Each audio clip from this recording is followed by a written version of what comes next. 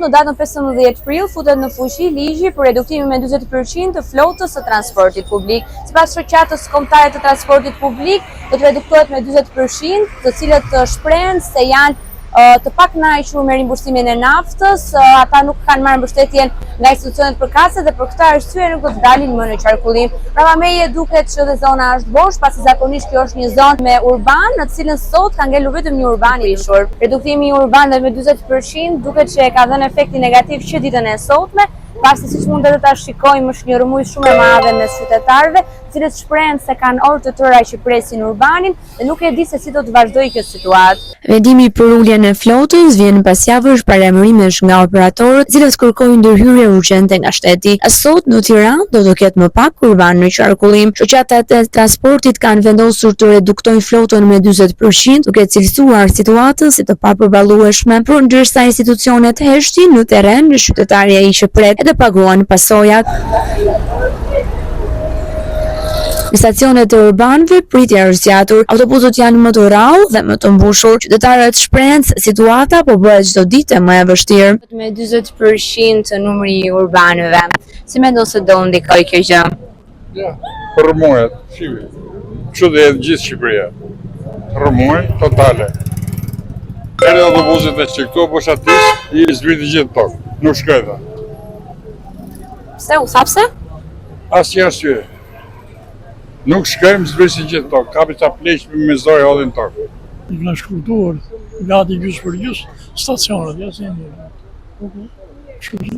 Si do ja bëni ditët në vijim? Do prisin ka gjatë? Si bësh është, vraq vetën s'ke që bësh, do presin. Nuk i shtojnë autobusës, në brejt nafta dhe. Kemi një qare kore ndofta. Si ditët e tjera, apo sot është nga reduktimi urbanëve? Po pasi ditë tjera. Kjo e kombinatës se mos kino studios. Sa tjera duket se ishin më ndryshe në qikë. Ky urbani jonë tani ishte i kino studios, ati nuk e di çfarë ai, edhe në la presim tjetrin kur të vi. Sa do vonohet pret popullit. A ka ndodhur ditë të tjera kjo situatë? Ja, kështu. Tash mund të duket që jemi natë gjatë. Janë punë që ne si qytetarë nuk i ndajmë. Duhen të dakord shoqata me qeverinë. Ato manohet e tu e din vetë. Do ulen urbanët me 40% nga sot. Në nafta arritur, edhe këto s'kanë fajtë. Duhet të ulen shoqata transportit me punuesit e qeverisë e dinë në një mënyrë të përparë. Këto s'bjen edhe hadat e janë popullit. Ne hadat e populli, s'kemi që bëjmë ne. Operatorët theksojnë se nuk ka kompensim për rritjen e naftës, nuk ka vendim për lehtësim financiar, nuk ka afate konkrete ndërhyrje dhe nuk ka rishikim të taksave që ndikojnë direkt në çmimin e shërbimit. Reduktimi i flotës është një masë e detyruar për të mbijetuar, një situatë që sipas tyre bën të pamundur funksionimin normal të transportit publik. Operatorët kanë gatshëm edhe pasimit pafuqishëm ekonomikisht që nxjerrin edhe 60% flotës do të ulen edhe me 50, edhe me 20 deri në një kapitullim total.